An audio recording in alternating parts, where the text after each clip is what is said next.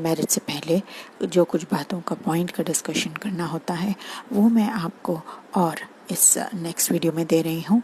4-5 video इस series में हैं जो कि आपके यंग यूथ के लिए काफ़ी हेल्पफुल होंगे। उम्मीद करती हूँ कि आपने हमें सब्सक्राइब कर लिया होगा हमारे चैनल को और हमारे Facebook page Geeta Sahni multipurpose academy को। Thanks for watching. God bless you. Let's go on with the 4th video in the series. How much time a couple should spend together? In a time, in such a haphazard way we live in society, हमें ये बड़ा मुश्किल लगता है कि हम कैसे time एक दूसरे के लिए निकाल सकें, जबकि माता पिता के लिए भी बच्चे टाइम नहीं निकाल सकते।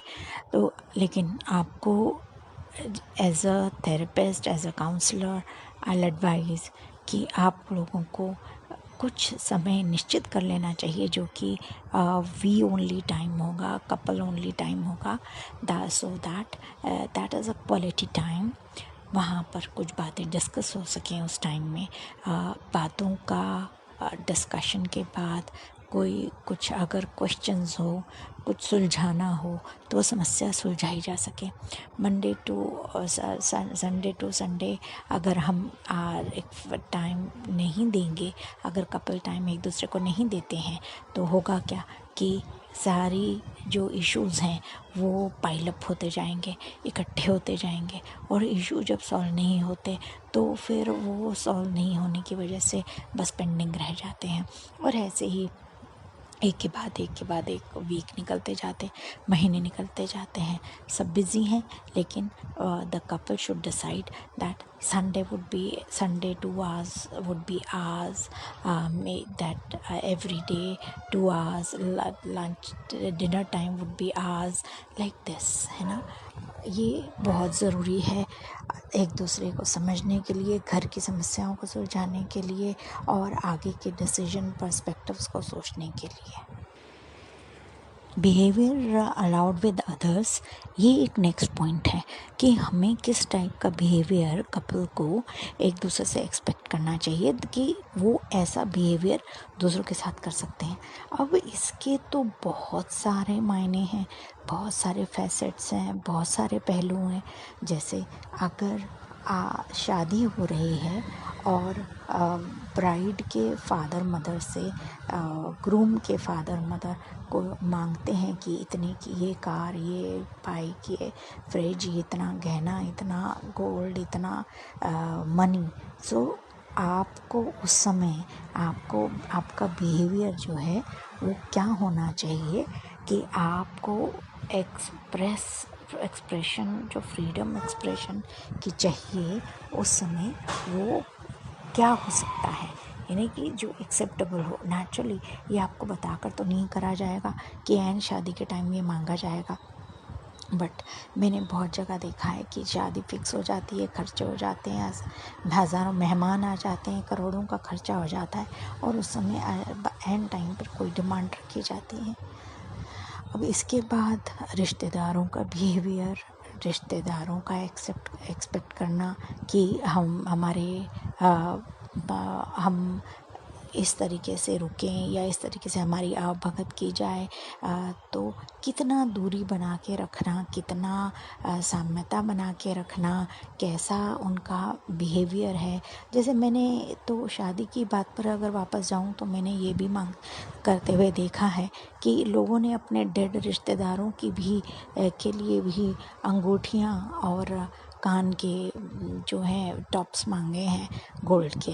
तो ये जो बिहेवियर है, चाहे वो पैसे के बारे में हो या एक व्यवहार के बारे में हो, खाने पीने के बारे में हो या एक मैनरिज्म के बारे में हो, बहुत मायने रखता है।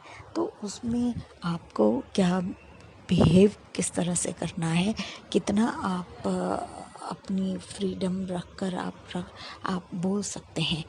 आप साथ ही ये देखिए कि जैसे आपके घर में कोई एक मेहमान है, तो मेहमान के साथ किस तरीके से आपके रिलेशन हैं, कैसे वो निभाए जाने चाहिए, कितने दिन तक कैसे निभाए जा सकते हैं, आपकी क्या एक्सपेक्टेशन है, रिश्तेदारों से क्या एक्सपेक्टेशन रहती है, या कई चीज़ें अगर पहले ही सुलझा ली जाए तो बहुत ही अच्छा होगा। जैसे आपके माता पिता, लड़के के माता पिता लड़की के माता पिता हैं, और लड़की के माता पिता लड़के के माता पिता हैं अब, क्योंकि अब आप एक परिवार हो गए हैं। तो ये एक्सपेक्ट करना कि इसकी ज़्यादा इज़्ज़त हो, उसकी कम हो, मैं जाऊँ तो इस तरह बैठूँ और मेरी बात ऐसे सुने, इन चीज़ों को अवॉइड करना चाहिए। यही मैं एक काउंसलिंग में आपको कहूँगी। लेकिन ये बातें पहले हो जानी चाहिए कि मैंने जैसे कई प्रोटोकॉल, कई मीटिंग्स में ये सुना है, जब वुड बी ब्राइड ग्रूम मिलते हैं तो ग्रूम को ऐसा, मुझे रिपोर्टिंग मिली कि ग्रूम ऐसा कहते हुए सुन जाते, ये तो प्रोटोकॉल है, ये लेना देना तो प्रोटोकॉल है, कोई मेहमान आए उनको कपड़े देना प्रोटोकॉल है, सोना गहना देना प्रोटोकॉल है। तो आपका जो है, अगर हर क्या क्या प्रोटोकॉल है, ये सारा आप पता कर लें ताकि आप उन रिश्तों में सहज रह पाएँ।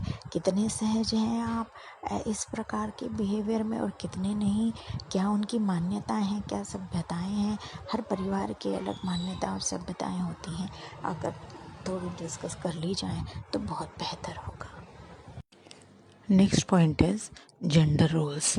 देखिए कई घरों में, कई सोसाइटीज़ में जो मेल और फीमेल का एक रोल फिक्स कर दिया जाता है कि लेडी का काम है खाना बनाना, परोसना, बच्चों को पालना और फैमिली को सपोर्ट करना, और जेंट्स का काम है ऑफिस जाना, पैसे कमाना, और जो भी बना हो उसमें उसको खा लेना और उसमें सपोर्ट कुछ नहीं करना। इस तरीके के फैमिली कहीं अब आज भी पायोनियर एक अपना दिमाग रखती हैं। तो आपको ये आपस में डिस्कस कर लेना चाहिए कि आप कितनी पॉजिटिव रोल को निभा पाएंगे उस फैमिली में। आप, उनका क्या रोल रहेगा, आपका क्या रोल रहेगा, एक डिफाइन हो जाना चाहिए, क्योंकि डेफिनेशन होने से एक क्लैरिटी आपको मिलेगी कि उनका माइंडसेट भी कैसा है। माइंडसेट जानने में भी बहुत मदद मिलेगी, और आप इस बात को रेफरेंस पॉइंट बना सकते हैं कि जैसा डिसाइड किया गया है रोल, वैसा ही हमें उसको शादी के बाद फॉलो करना है। नेक्स्ट पॉइंट है कि हमें अपने लोगों के साथ, रिश्तेदार हो, फैमिली हो, दोनों की फैमिली के साथ बाउंड्रीज़ कैसे सेट करनी है। बाउंड्रीज़ मतलब हर की डिफाइन बाउंड्री अलग होती हैं। मेरे लिए क्या एक्सेप्टेबल है, हो सकता है वो आपके लिए एक्सेप्टेबल नहीं हो, जो आपके लिए एक्सेप्टेबल हो सकता है मेरे लिए नहीं हो। किसी फैमिली में ड्रिंक की जाती है, हो सकता है किसी को प्रॉब्लम नहीं हो, लेकिन किसी की फैमिली में ड्रिंक नहीं की जाती, उनके लिए एकदम नॉन एक्सेप्टेबल है। आर्मी बैकग्राउंड में मोस्टली जो है मैन वुमेन जूनियर सीनियर्स के साथ डांस करते हैं, फैमिली गेट टुगेदर, मतलब गेट टुगेदर भी होता है, लेकिन किसी किसी फैमिली में ये परमिट नहीं किया जाता कि किसी और के साथ डांस करना, या मेल फीमेल्स का पिकनिक पर, वेकेशंस पर जाना, या अपने फैमिली फ्रेंड के साथ ही अगर वो मेल हो उसके साथ मेल जोल बढ़ाना, जो भी शादी से पहले था। ऐसा ही जेंट्स की फैमिली में भी होता है। मतलब ये जो क्वेश्चन है दोनों की तरफ से किया जाए कि हमें अपनी बाउंड्री कितनी सेट करनी है। हाँ, क्या हम उसको लगा पाएंगे हम आगे, क्या हम जा पाएंगे, क्या हम ये दोस्ती बरकरार रख पाएंगे, क्या हम इतना खुला मन रख पाएंगे, और कितना कितना हमें कितना करना है, कितना उसका एक बाउंड्री क्या है, और हमें अपनी बाउंड्रीज हम भी अपनी सेट कर सकते हैं।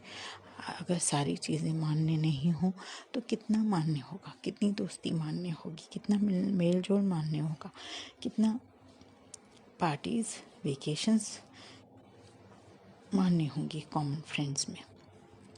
तो ये आपके जीवन को बहुत स्मूथ बनाएगा, क्योंकि ये इश्यूज़ जब इरप्ट होते हैं तो बहुत ही दिक्कत देते हैं।